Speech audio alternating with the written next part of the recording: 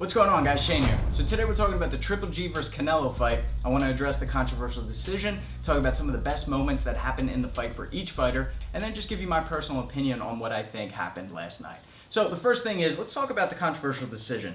Adelaide Bird scored it 118 to 110, which is ridiculous. However, I do think it was a very close fight. I had a lot of trouble making a prediction leading up to it, and this is why. I went through and I looked at my notes, so I literally take notes of each round, detailed notes when I watch these fights. Rounds 1 through 4 I gave to Canelo. 4 was a close one, but reasons why I'll talk a little bit later on. As we got to round 5, that's when Canelo put his back up against the ropes. Triple G landed a very big right hand. Still a close round, but I gave that round to Triple G. In addition, I gave round 6, 7, 8 also to Triple G. Round 9, more body work from Canelo. Lands a huge right hand on Triple G. And Triple G just kept moving forward. That guy is a Terminator.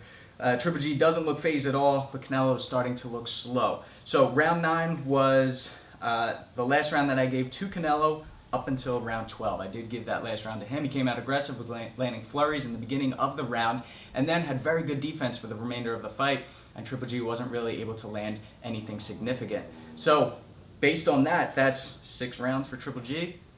6 rounds for Canelo. So I totally understand why it came out to be a draw. However, a 118 to 110, that is pretty ridiculous. And it sucks because it's like, is boxing corrupt? Are these judges being paid? I like to think no. I like to hope no, for the sake of boxing and just for the sake of these fighters. They put so much work on the line. They train for years. They train for their entire lives. Guys like this, Canelo, who went pro at 15, Triple G, who has like 300 amateur fights. So it is frustrating.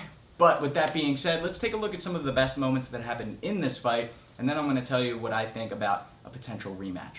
So let's talk about some of the best moments that happened in this fight for Canelo. Canelo's defense was on point, especially in the earlier rounds. He came out evasive footwork, circling out to his left and nullifying that power jab from Triple G. Everyone knows Triple G comes out, forward pressure, aggressive, with that heavy jab, right? So Canelo moved away from it, circling out to his left. But then Triple G picked up on it, and he started throwing right hands, right? He came over top, started throwing that powerful right. Thing is, Canelo's great defense. He kept his hands up the whole time in the earlier rounds, was blocking those shots, or because of his good head movement, was making Triple G miss. Now, a lot of people gave Triple G the first round, but if you go back and watch, a lot of his punches were hitting gloves or hitting nothing at all. Okay, so for that reason, I did give the first round to Canelo. Another thing Canelo was doing as the fight continued was little less respect for Triple G's power, so now he started to really unload and throw power of his own. When he would throw a jab, Triple G would try to come over top of that shoulder with a right hand, to which Canelo, on the retraction, lifts his elbow up, pivots, so that that right hand whizzes right by him. And he did this a couple times very successfully. As the fight carried on, he got a little more tired, his speed wasn't there as much, and it was starting to glance off and it was catching him a little bit more.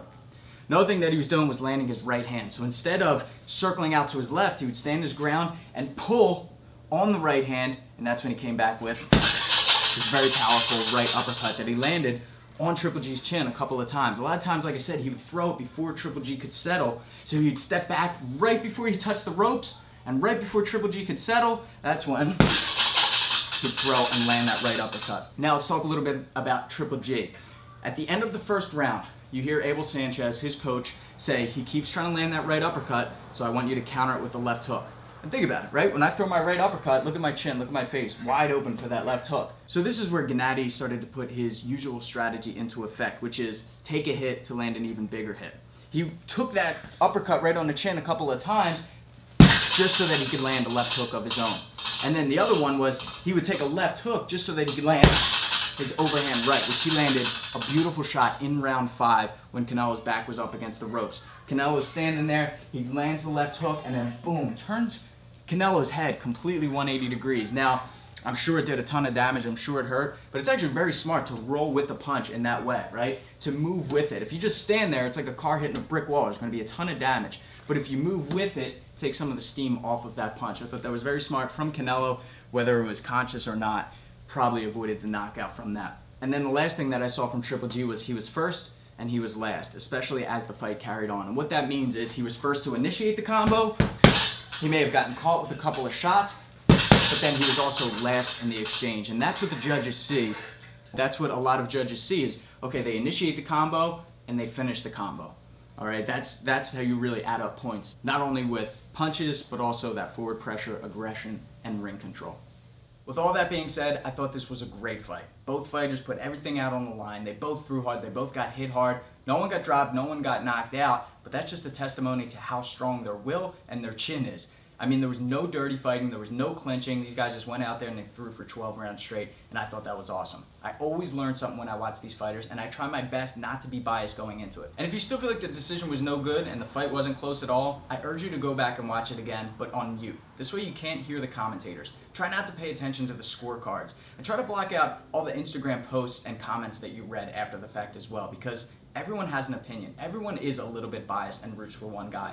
But if you can be unbiased as possible when you watch these fights, you'll learn something watching these guys fight. So yes, be entertained. I want you to be entertained when you watch the fights. But also, just enjoy it for what it is and learn from each of these guys because they're in there for a reason. Alright guys, thanks for watching. Be sure to subscribe to get the fight tips before your opponent does. I'm Shane with Fight Tips for the underdogs.